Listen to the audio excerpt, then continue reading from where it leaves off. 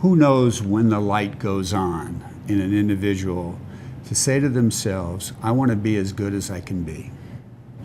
But the light has to go on. So tell me when the light went on for you.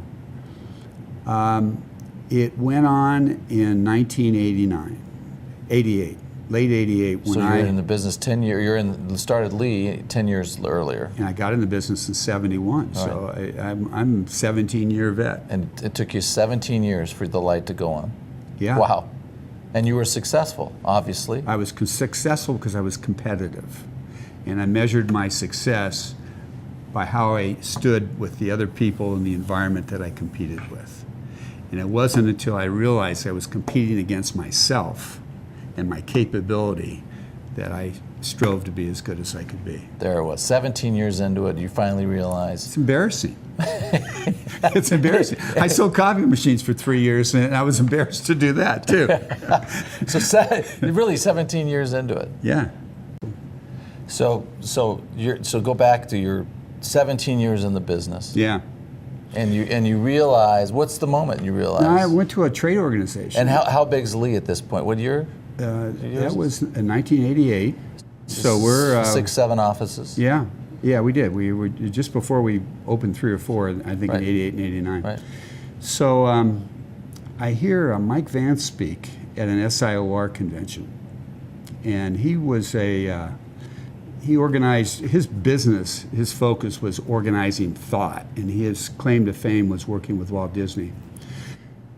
And in the capacity of laying out Disney World.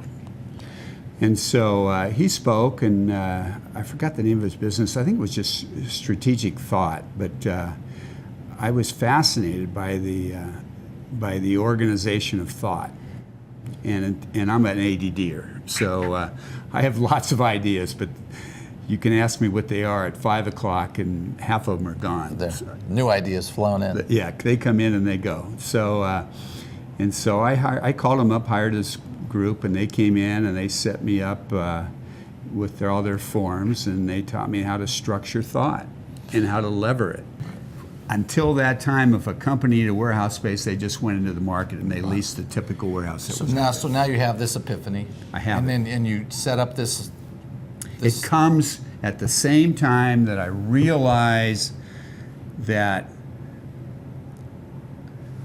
I suffer from ADD. And anybody who suffers from ADD, and I realize it because I had an AD kid, we get ideas constantly. When I sit in college and I listen to my professor, my mind could be out the window in 5 minutes if he said something that I'm going to think, oh yeah, and I go on my daydream out the window. And I'm not unlike a significant percentage of humanity out there.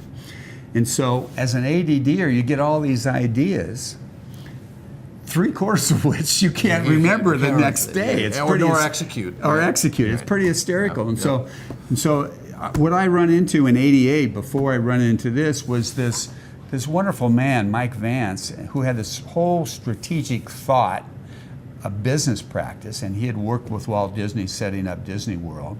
And I see him at a trade organization, and he talks about storyboarding and putting your thoughts on a wall, on a storyboard, and then going through the process of organizing those thoughts. And his concept was any idea was a great idea. Put it on the wall, look at it, see if it fits into the resolve, the matter at hand. And if it doesn't, get rid of it. If it does, leverage off it. So he had these topics, and then he had all these cards underneath the topics, and each of these cards then become a topic. And so you could take any concept, given the time, and you could take it through from A to Z. To vet it out. And I never got past C or D. But you did this at this period of time. I did this for that. I took it through. I had a wonderful guy to work with, Howard Mann, and he helped me in the organization of it. And we had a blast. So give us a typical day. You're out there for 3 hours? We show up. Howard had the facility. He was a thinker. And you know and I know that there aren't a lot of thinkers. And so I'd show up at his place around 10. We stayed to about 2, but he had a restaurant that he owned, and he would have food catered in, and we had this big table. It was a big, huge conference room. It was about, I'm going to guess 14 by 22. That's a significant size conference room. We had this big table. We had all these cards on the table. We had all these pins on the cards. We had all these 4 walls that we would tack. We would pin product up that we read or illustrations that we were given, and we would bring in vendors and consultants on every aspect of that industry, whether it was about the building of these buildings, the design of these buildings, the entitlement of these buildings, the users that occupy them, the truck drivers.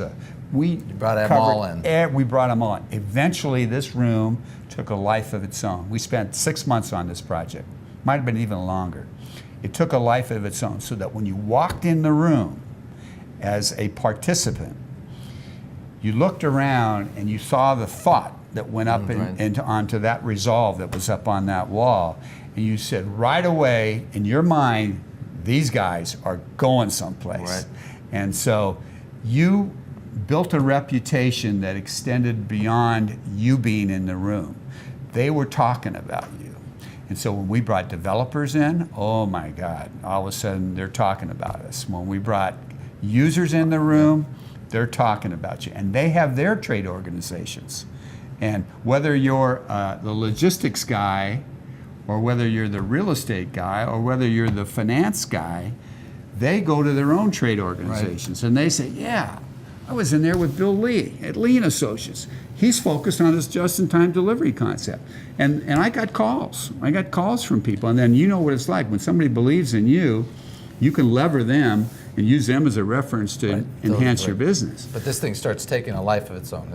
And the beauty of it all, not only did we make a lot of money on the concept, and there's a whole story about we went into a recession in 1990, but it changes your life. When you take something from beginning to end and you recognize that you have overcome a disability that you have, you have confidence that lets you feel like you can do anything you put your mind to.